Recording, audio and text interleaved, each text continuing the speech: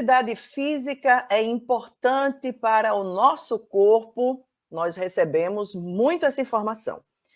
Mas também nós recebemos a informação de que praticar algum tipo de atividade também faz muito bem para a nossa saúde mental. Há alguns profissionais que indicam, inclusive, a atividade física para pessoas que estão com problemas de depressão, às vezes de síndrome de pânico e por aí vai.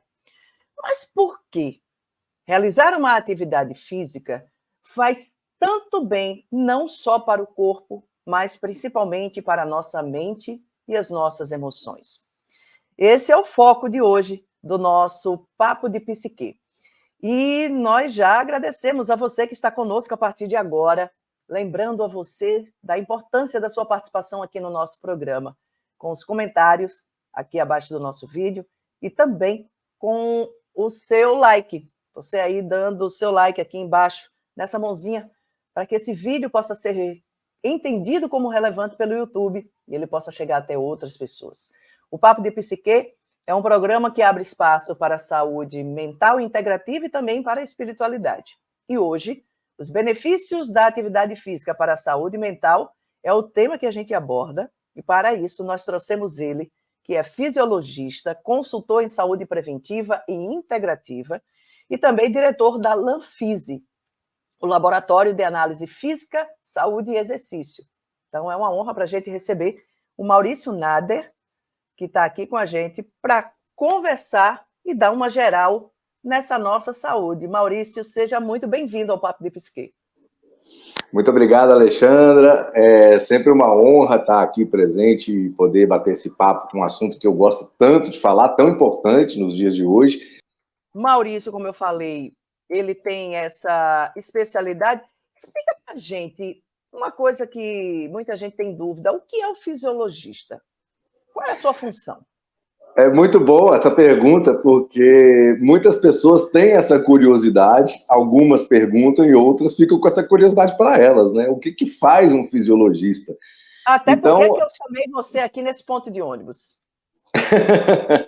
Então, vamos lá. Eu sou fisiologista clínico e esportivo, né? O fisiologista esportivo, as pessoas já conhecem um pouco mais a atuação, tá? Mais nessa linha aí de preparação física. Muitas vezes a gente vê fisiologistas esportivos aí treinando equipes de esporte, futebol, vôlei, enfim, diversas equipes. E o fisiologista clínico, ele já tem uma atuação que eu gosto de explicar que ela é muito complementar à atuação da medicina, né? Enquanto a medicina, a formação acadêmica do médico, ela é muito voltada para diagnóstico, para tratamento, seja farmacológico, cirúrgico. Já na fisiologia, a gente trabalha muito com prevenção e com prognóstico. A gente fala atenção primária à saúde. Então, a gente tem uma série de tecnologias hoje que permitem que, ao avaliar os nossos pacientes, nós podemos entender o que pode acontecer com a saúde dele nos próximos anos, nas próximas décadas.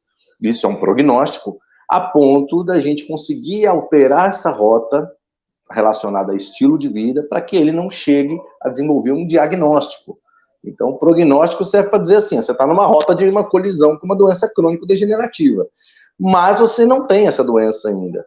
Então, nós estamos entendendo pela linguagem das células que você está caminhando para lá, mas a gente tem como mudar essa rota. E é exatamente isso que a gente faz, com um detalhe importante, é a atenção primária à saúde, ou seja, é sem medicamento. O nosso medicamento é a reprogramação, a mudança do estilo de vida. Que aí engloba tanto sair do sedentarismo, como também a mudança de padrão alimentar, né? Na verdade, a gente trabalha com uma série de pilares que estão relacionados à saúde. Você falou dois deles, que são extremamente importantes, e os mais conhecidos, digamos assim. Os mais conhecidos, os mais comentados, mas a gente precisa incluir aí nessa lista o sono, que é muito importante, inclusive para a saúde mental, o manejo e o controle de estresse, a capacidade de você saber controlar estresse, a hidratação, que é um outro aspecto muito importante, tá? E a exposição saudável ao sol, exatamente. Então, dentro da metodologia que a gente trabalha, a gente tem esses 6 pilares aí. Então, exercício, alimentação, hidratação, sono, controle de estresse e exposição ao sol. Esses são nossos remédios. É isso que a gente trabalha.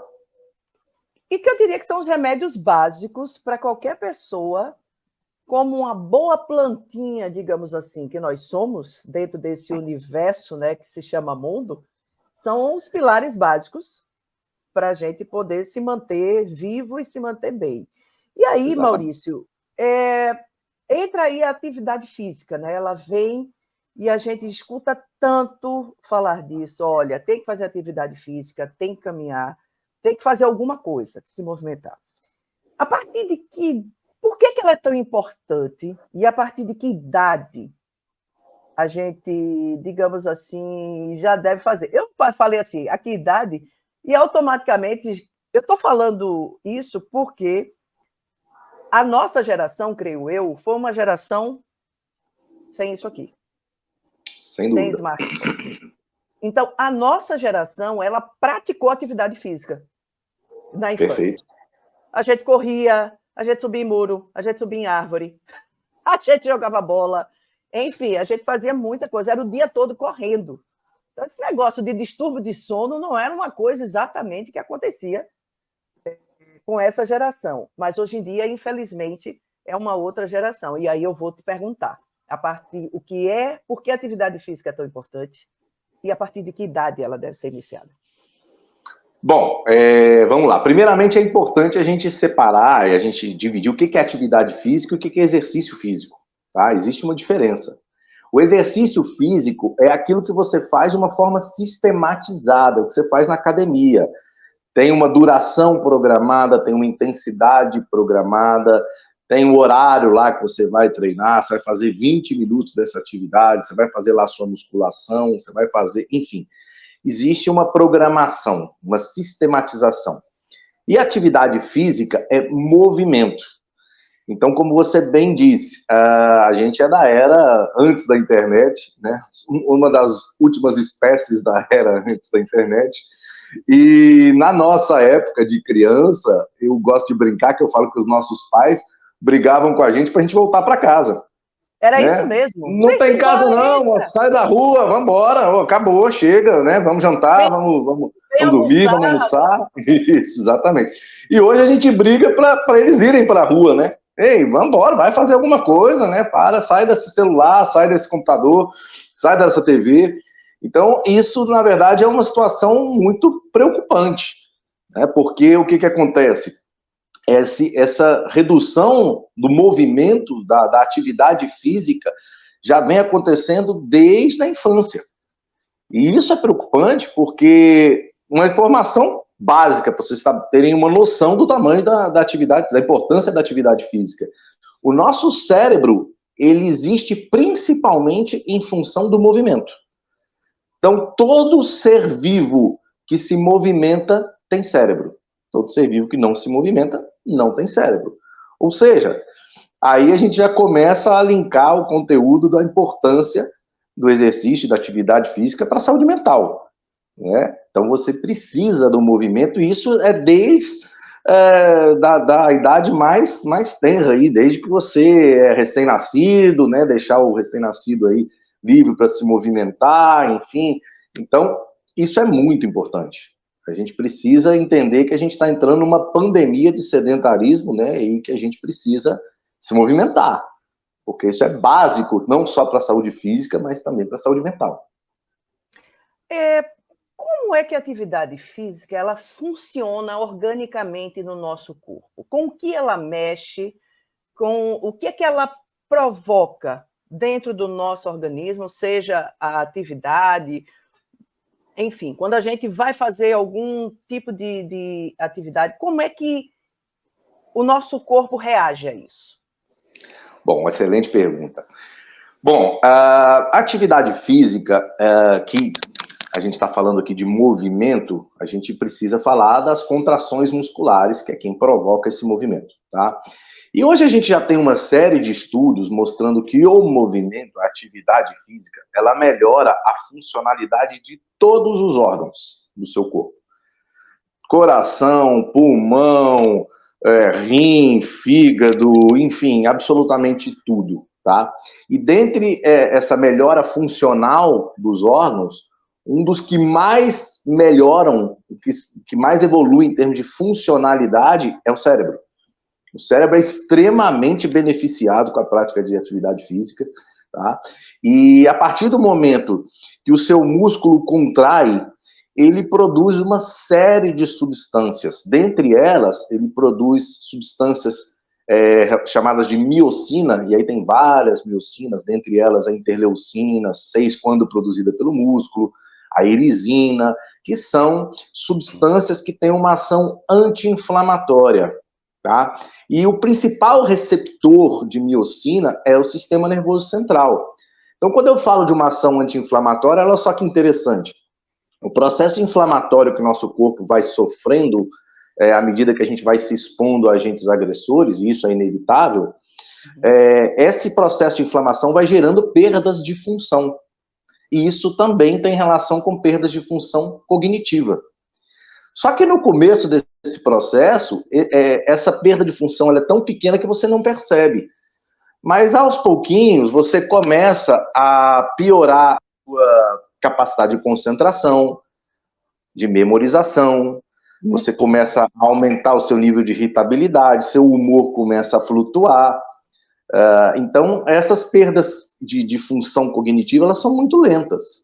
E muitas vezes a gente só percebe que ela já está num nível preocupante quando essa perda de função já é significativa. Entendeu?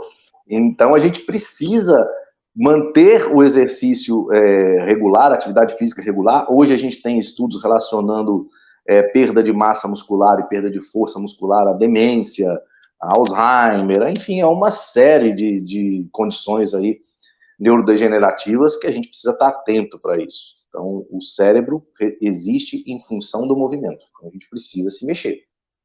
E qualquer tipo de atividade física, ela beneficia esse trabalho cerebral? Sem sombra de dúvidas. Qualquer tipo de exercício, qualquer contração muscular vai gerar toda essa cadeia anti-inflamatória no sistema nervoso central e vai gerar benefício. Agora, se você puder conciliar o movimento a uma atividade que você goste de fazer, isso já faz mais diferença ainda, né? Ou atividades que você precise ter foco para fazer. Isso também é muito importante, né? Uma caminhada vai te beneficiar nesse sentido de melhora da condição de saúde mental? Sem dúvida. Agora, durante uma caminhada, você pode pensar em um monte de coisa ruim, né? Você está lá fazendo a caminhada, mas você está caminhando e pensando nos boletos que você tem que pagar, você está pensando numa série de situações ruins ali, ruminando situações ruins. Agora, quando você faz uma atividade física que demanda foco para que você possa executar, e aí eu vou dar exemplo de algumas. Por exemplo, dança. Você não tem como dançar pensando nos boletos. Não né? mesmo. Porque se você fizer isso, você vai errar o passo, você vai perder o ritmo, você vai, se for uma dança em conjunto, você vai pisar no pé do parceiro. Então, isso demanda foco. Lutas demandam foco, né? Se você não estiver focado ali numa luta, você vai se machucar. Atividades esportivas, atividades com bola, um beach tênis, um voleibol, um futebol, ou você está focado ali, ou você vai acabar se machucando. E esse foco de atenção é extremamente benéfico para o cérebro mesmo, porque o foco de atenção, na verdade, Alexandra, ele é um estado meditativo. Toda vez que você está 100% focado numa atividade que você está realizando, você está num estado meditativo. Então, por isso é que a pessoa, inconscientemente, quando está numa condição mental ruim, ela vai procurar fazer uma dança, ela vai procurar fazer uma... Perceba que as atividades que as pessoas mais buscam quando estão precisando de dar uma melhorada nessa questão mental. Então, dança, a luta, são os esportes com bola, né? Então, isso é extremamente importante. Se puder conciliar as duas coisas, o movimento com uma atividade que você gosta de fazer, as três coisas, e que exija foco, você realmente está fornecendo aí para o seu sistema nervoso central o melhor possível para manutenção ou recuperação da saúde mental. Isso é muito interessante que você trouxe agora, essa questão do foco como um estado meditativo. Porque um dos maiores problemas, eu digo hoje, nosso, em termos de sociedade, é a hiperatividade mental. Por mais que a gente queira, e aí muita gente diz, porque eu não consigo centrar, e de uma certa forma, o volume de informações que a gente passou a receber com a internet, tendo que trabalhar numa tela como essa, por exemplo, eu, quando estava na rádio, se eu estivesse aqui trabalhando e gravando contigo, eu estava com pelo menos 8 abas abertas simultâneas. E olhando as 8, fora um WhatsApp com 200 milhões de grupos de mensagens que chegava, aquilo tudo. Então, é muito difícil você exercitar uma questão de foco tendo tantas situações para te tirar desse foco. E de que forma, Maurício, essa perda de foco ela também compromete essa saúde mental? Porque eu vejo cada vez mais essa reclamação, por exemplo, eu não consigo mais ler um livro, eu não consigo me concentrar para ler uma página, para ficar quieto, para ficar parado. O que está acontecendo? O que é que pode estar acontecendo que está levando as pessoas a essa perda de foco? De fato, é um uso de um equipamento digital que a gente tem hoje na mão? Como você bem disse, é a vida moderna, né, Alexandra? A vida moderna, hoje em dia, nos oferece aí uma enxurrada de informações. Hoje, uma criança tem mais informações do que tinha um líder de Estado há 100 anos atrás ou há 60 anos atrás. Então, é uma enxurrada de informações. A gente cada vez é mais exigido em termos de você ser multitarefas, você fazer 2, 3, 4 coisas ao mesmo tempo, tá? E isso exige muito da nossa saúde mental, do nosso cérebro, tá? E, em contrapartida, as pessoas nas últimas décadas têm sido submetidas à necessidade de aprender uma série de novidades, por exemplo, entrar nesse mundo digital, então aprender a mexer em Instagram, em YouTube, em aplicativo, em redes sociais, e, em contrapartida, a gente não sabe mais desacelerar, né? Se você for falar para uma pessoa hoje, o que você está fazendo? Não estou fazendo nada. A pessoa já acha que aquela pessoa ali né? Poxa, está fazendo nada, tem que fazer alguma coisa, tem que produzir. Não fazer nada é extremamente importante. Parar, diminuir o cérebro, dar uma desacelerada, não vou fazer nada, vou ficar aqui na minha caixinha do nada, entendeu? Isso também é muito importante, aprender a contrapartida, né? O nosso corpo, ele sempre busca o equilíbrio. Se nós estamos tendo mais demanda de aprendizado, demanda mental, a gente também precisa aprender a desacelerar. E aí, você bem disse, a gente fica uma série de atividades, aumenta a nossa atividade cerebral e na hora que chega a noite, né, você já quer chegar em casa e deitar para dormir. Não vai conseguir. Não vai conseguir, porque seu cérebro está 300 por hora o dia inteiro. Então, você precisa ter uma preparação para isso. Então, na verdade, Alexandre, a vida moderna, ela nos colocou numa cilada aí para a nossa saúde. E a primeira coisa que a gente precisa fazer é enxergar o que está acontecendo. Então, quando eu falei no começo aqui da nossa entrevista sobre os pilares da saúde, que você bem disse, é o básico. Exatamente, é o básico. E as pessoas esqueceram o básico. E quando você não faz o básico, com certeza seu corpo vai sofrer. Porque é a base da sua fisiologia. É isso que faz seu corpo funcionar com excelência. Então, se você come mal, não se exercita, não dorme bem, né? Enfim, uma série de outras situações, não consegue gerenciar seu estresse, se hidrata mal, com certeza o seu corpo não vai funcionar em plenitude. E isso envolve também a saúde mental. Ela não vai funcionar em plenitude. Dentro dessa questão dos benefícios da atividade física para a saúde mental, que tipo de... Eu vou usar o termo hormônio porque eu esqueci o termo correto, mas que tipo de hormônios, que tipo de... você citou algumas questões que são geradas, mas, por exemplo, quando eu pratico uma corrida, que tipo de estímulos essa corrida gera no meu corpo e também, principalmente, na minha mente e nas minhas emoções? Porque eu já vi algumas indicações, por exemplo, de pessoas que estavam com problemas de depressão, e que uma das recomendações foi: faça uma atividade física, e elas foram para a corrida. E essa corrida, de alguma forma, auxiliou nesse tratamento para a saída dessa depressão. Por quê? O que é que acontece ali que ajuda a gente a mudar esse padrão mental? Bom, vamos lá. Primeiramente, existem hoje diversos estudos mostrando os benefícios da atividade física, seja para depressão, ansiedade, para distúrbios psicoemocionais, tá? E estudos que mostram o mesmo nível de eficácia de medicamentos e alguns estudos que mostram uma melhor eficácia do exercício físico quando comparado a alguns medicamentos para tratamento desses distúrbios psicoemocionais. Então, assim, isso já é muito robusto, muito consubstanciado, tá, na ciência.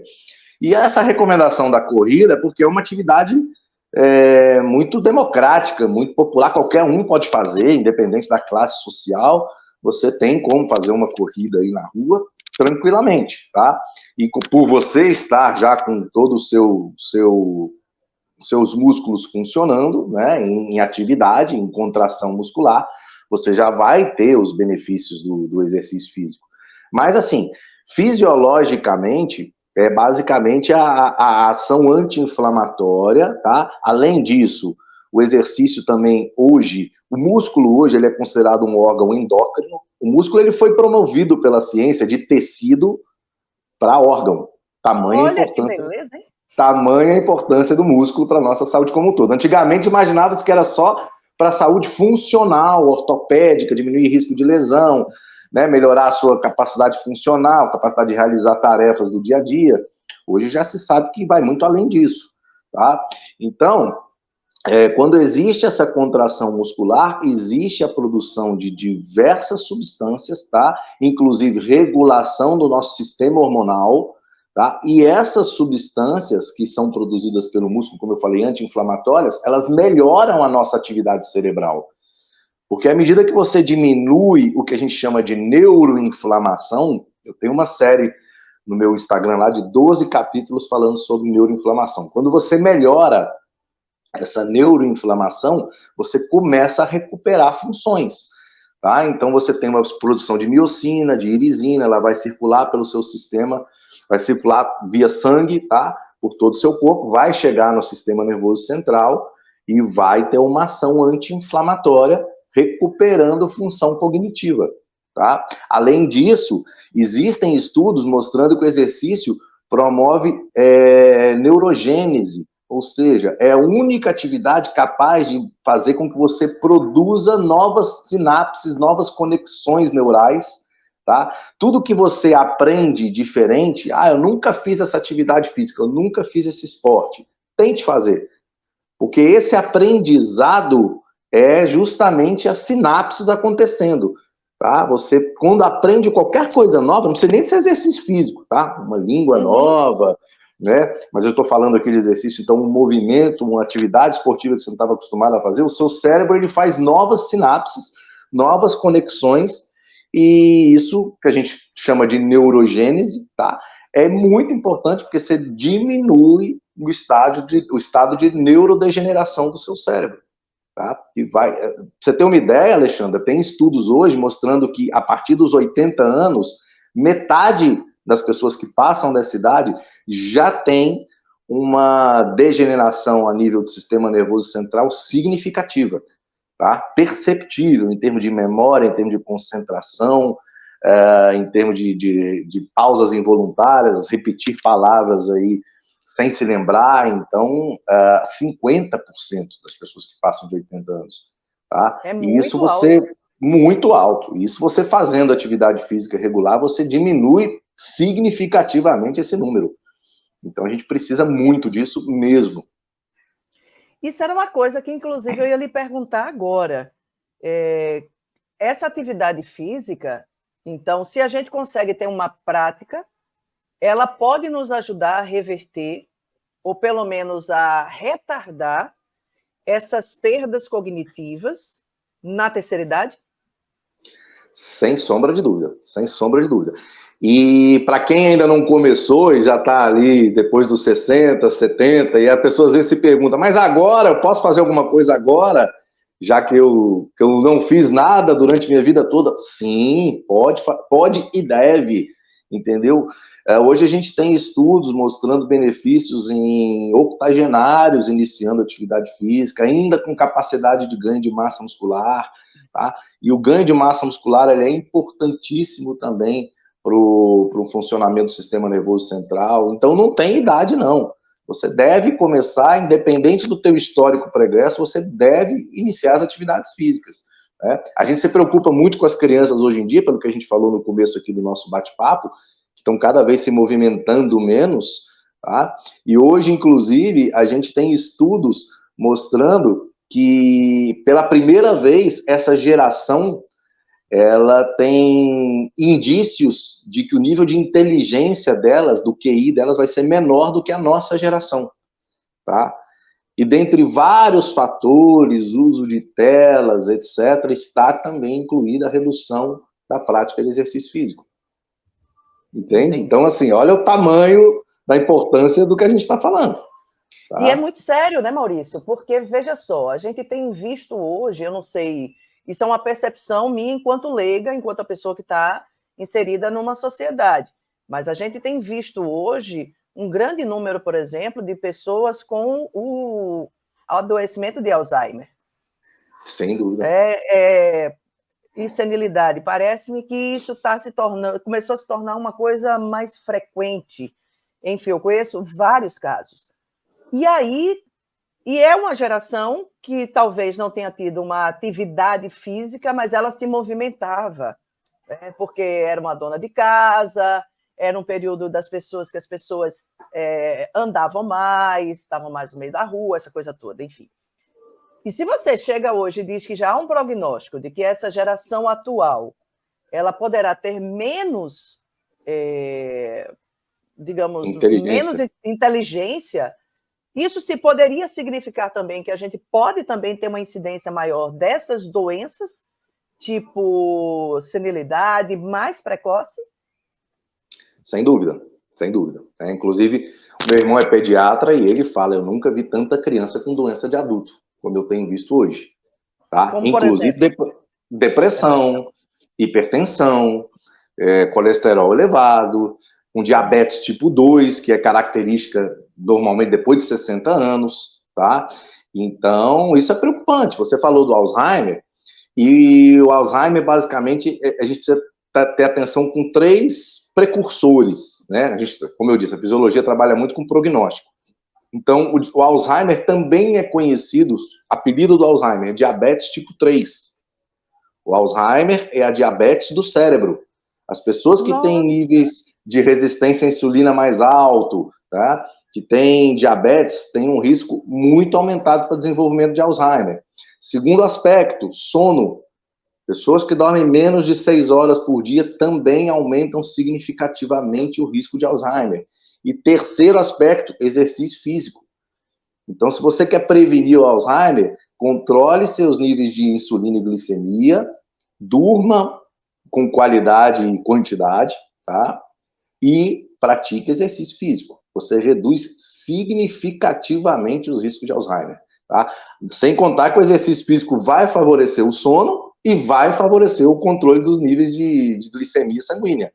Então, assim, não dá para pensar em não fazer. Eu gosto de dizer o seguinte, Alexandra, é impossível, a palavra é essa, é impossível envelhecer com saúde sem fazer exercício. Impossível. Você pode envelhecer sem ter doença precoce.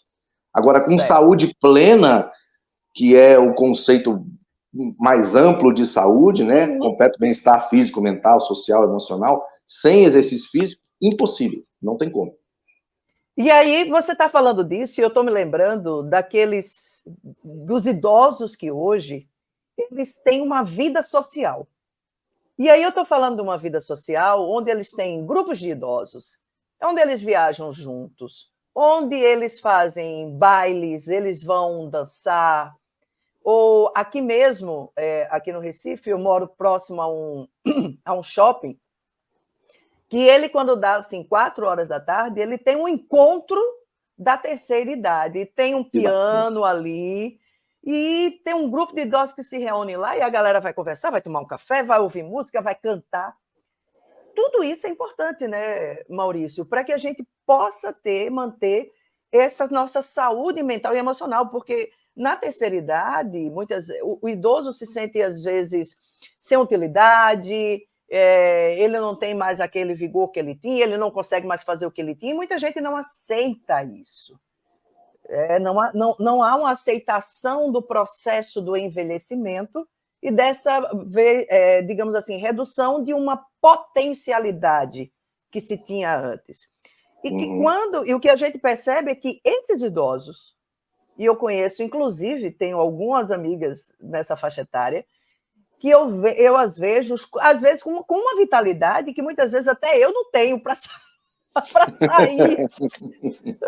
Eu digo, meu Deus do céu, eu queria estar com essa disposição toda para sair. Como isso é importante e isso vale também. Isso vale para essa manutenção dessa saúde mental. Na verdade, isso vale muito mais do que a gente imagina, tá? Olha só, um dos estudos mais longos que foram feitos até hoje, tá? Que foi feito em Harvard, um estudo com mais de 70 anos, ele mostrou o seguinte, olha que interessante, Alexandra, as pessoas mais longevas, tá? E longevidade com saúde, quais eram os aspectos, durante 70 anos as pessoas foram, mais de 70 anos as pessoas foram analisadas. Qual era o aspecto mais relevante para que as pessoas tivessem maior longevidade com saúde? E aí a gente pode botar dentro dessa análise o sono, a alimentação, o exercício físico. Sabe qual foi o aspecto mais relevante de todos? Qual? Amizade. Amizade. Estabelecer relações sociais é o que mais impacta na longevidade com saúde. O ser humano, definitivamente, ele é um ser que ele precisa de andar em bando, entendeu? Ele é gregário, né, por natureza. Ele, sem sombra de dúvida.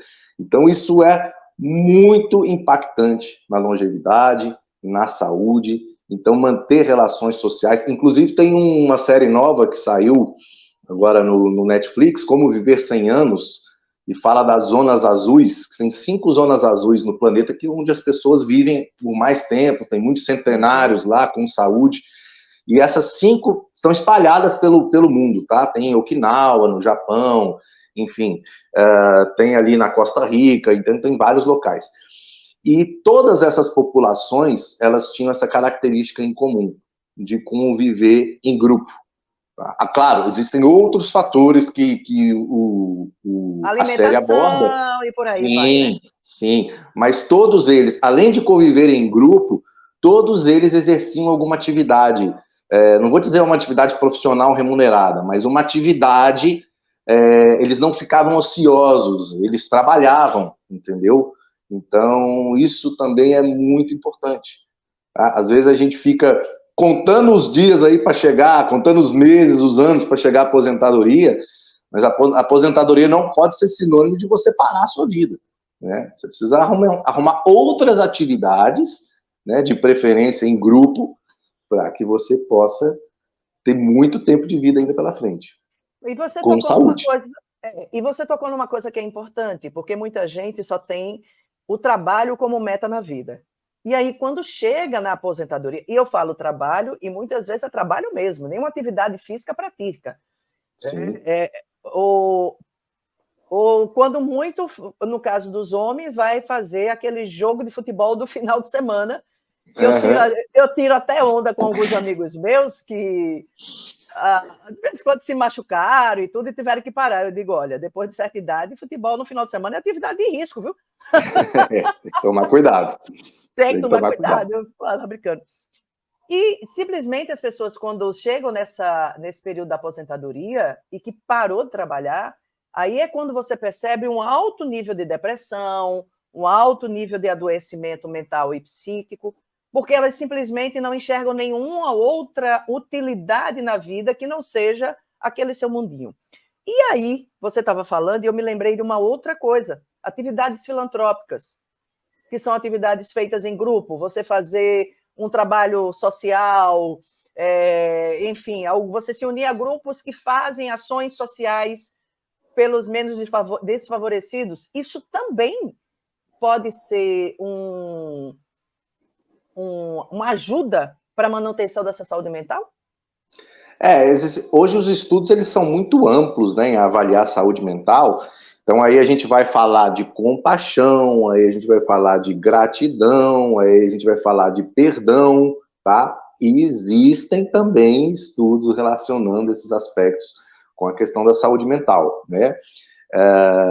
Dizem que quando você faz o bem ao próximo, você se sente melhor do que aquela pessoa que recebeu o bem, tá?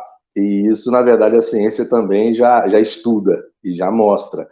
Então, essa questão de saúde mental ela é muito ampla, ela é extremamente ampla, né? Sem dúvida nenhuma, passa pela regularidade na prática de atividade física, isso é preponderante, como a gente disse aqui, o cérebro existe em função do movimento, tá? Mas todos esses aspectos que a gente conseguiu colocar aqui hoje precisam ser levados em consideração. A sociabilização, a questão da compaixão, a alimentação, o sono, o manejo de estresse, tá? Então, tudo isso é muito relevante. Então, na verdade, o Alexandre, se a gente for parar para pensar, é meio que voltar numa máquina do tempo, algumas décadas atrás, e viver como se vivia nessa época, onde o movimento era maior, a alimentação, se comia muito menos produto alimentício, se comia muito mais comida de verdade, se dormia melhor, né? O estresse era menos frequente, e as pessoas eram mais sociáveis, as pessoas tinham, né, mais relacionamentos. E então, na verdade, é entrar na máquina do tempo e dar uma voltada, porque deu ruim. Essa evolução deu ruim aí mesmo. Deu ruim. Essa atividade moderna aí, se a gente primeiro não abrir os olhos para enxergar o que está acontecendo e falar, pera lá, eu estou entrando num furacão aqui, numa cilada, que eu preciso ver o que está acontecendo e preciso sair disso, né? E cada vez mais a gente tem se acostumado a viver dessa maneira, o que é extremamente perigoso. Você tem visto aí o número de doenças, não só mentais, mas doenças crônico-degenerativas explodindo. Então a gente precisa voltar um pouquinho, umas décadas atrás, e reprogramar isso aí.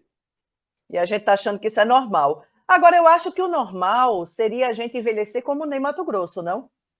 Ah, sem sombra de dúvida. Porque sem sombra de dúvida. Ele é um octogenário completamente fora da caixa. Sim. Abílio Diniz também.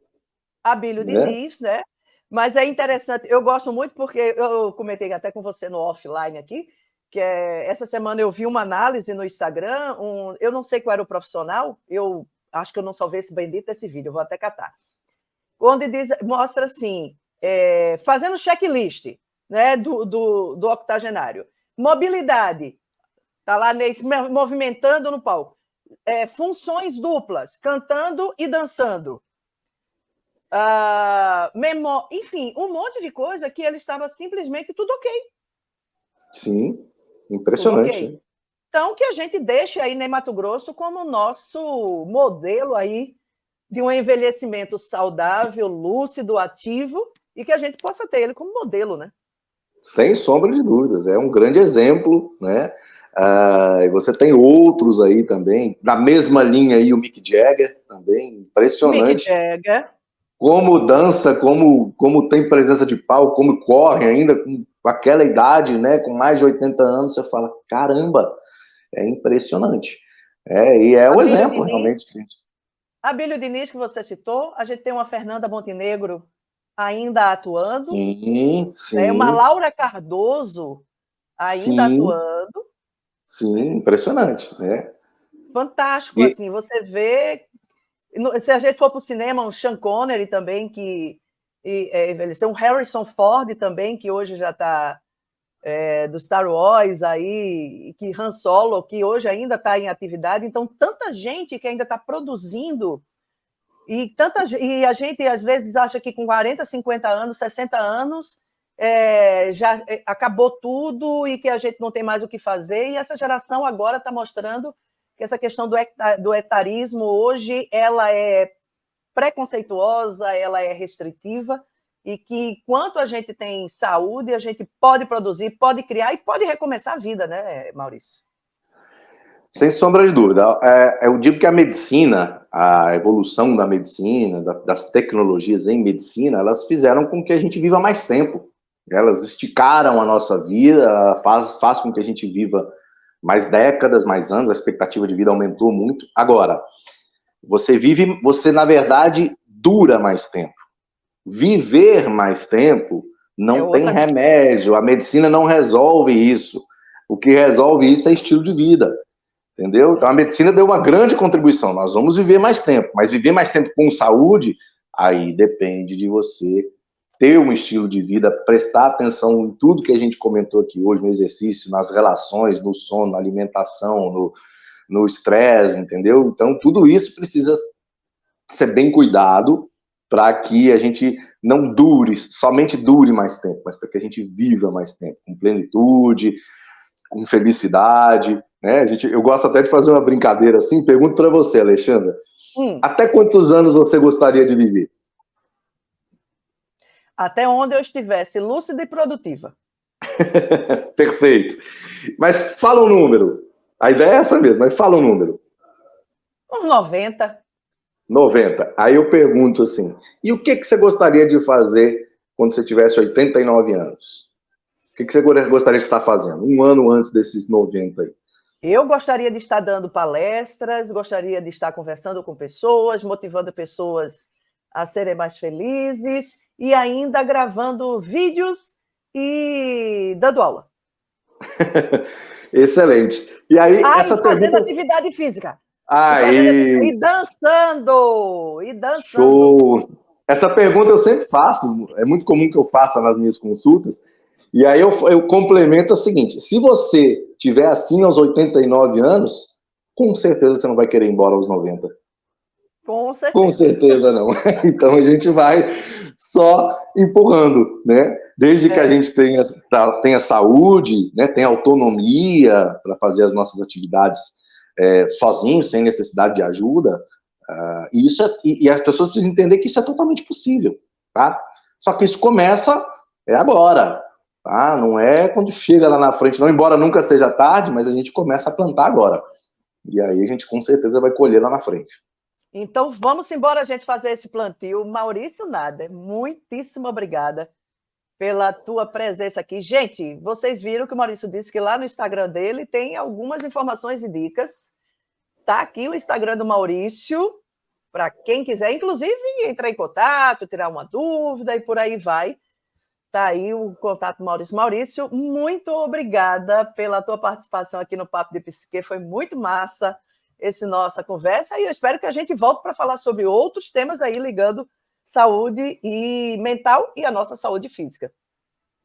Foi ótimo, sim. Agradeço demais o convite. O papo foi muito bacana, nem vi passar. Obrigado mais uma vez, é uma honra participar. Tá? E quem quiser precisar aí de alguma ajuda, precisar marcar uma consulta, precisar bater um papo, manda mensagem aí no meu Insta, passa a me seguir lá, tem muito conteúdo sobre saúde, sobre longevidade, tenho certeza que vai ser muito útil. Obrigado mais uma vez pelo convite e vamos que vamos. Vamos que vamos. Um beijo para você, Maurício, muito obrigada.